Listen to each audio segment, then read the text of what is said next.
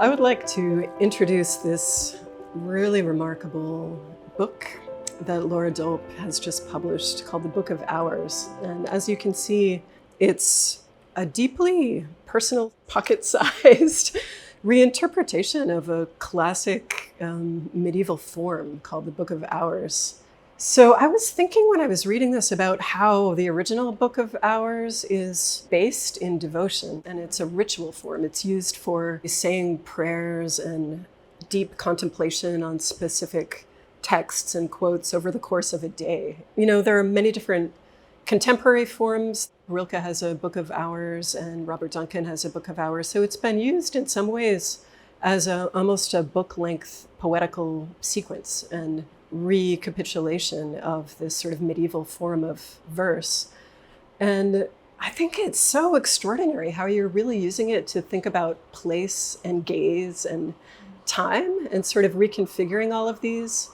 You're expanding genre, so you're not only thinking in text as an original Book of Hours would have been formulated, but you're thinking in maps and graphs and musical scripts, you know, a deep practice of collage as well as the poetic. And I'm wondering if you can talk a little bit about that process and how you were thinking about this sort of recalibration of the Book of Hours as a poetic form.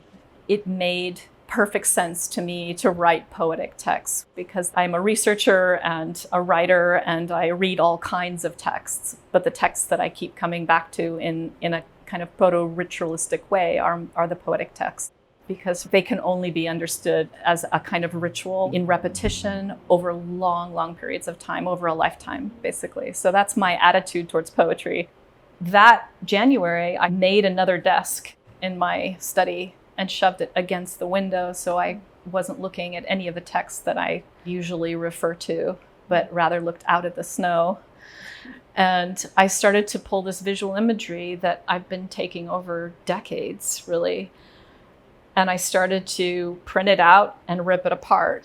A lot of autographed musical manuscripts, for example, that I spent a lot of time with, trying to climb into a gesture.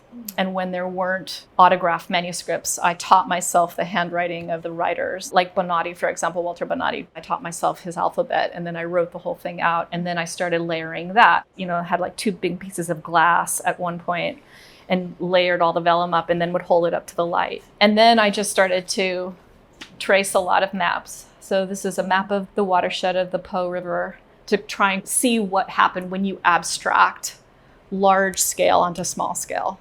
You know, every image in this book is 10 or 12 layers. Then I started to kind of think of it as a small book form.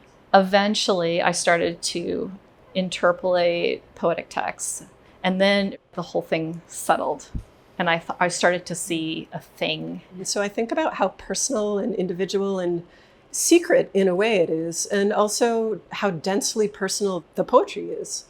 It's very hermetic. There's a kind of sense of the interior life unveiled in a wide expanse. And I'm wondering if you could talk about what it would be for the reader, ideally.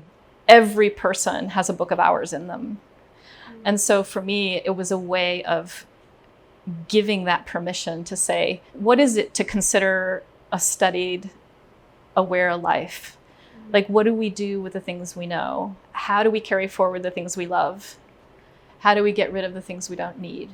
I think there's a deeper question we see in the text, which is the extent to which language itself is capable of encompassing meaning between 2 people. And a lot of the poems also kind of enact in a cartographic way. I mean, you have lines between people, lines between spaces, the different parts of the natural world that obviously have meaning that we never can fully quite know in your inner world, but with an attempt, and a really noble attempt, I think, to kind of reformulate the cosmos as an act of inner experiential truth, even though this is such a tiny, beautiful little like pocket-sized book, it expands way beyond that. It's like the biggest little book you'll ever have.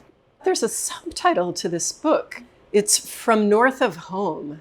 And, you know, we've been talking about map making, reorientation, collaging, and making of meaning. But it's so interesting that it's coming from north of home, which in other words is a kind of elsewhere. In literature and also in the visual arts as well, the idea of north has been positioned or framed as a kind of something that is off the map, that is desolate.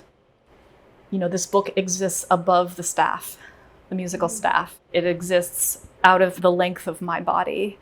It exists in places that are mappable because they're so open. That's what north means for me in this. Thank you so much.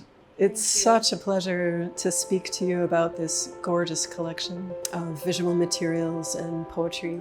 Thank you. Thank you, Kaith, for being here. It's really meaningful to me. Absolutely.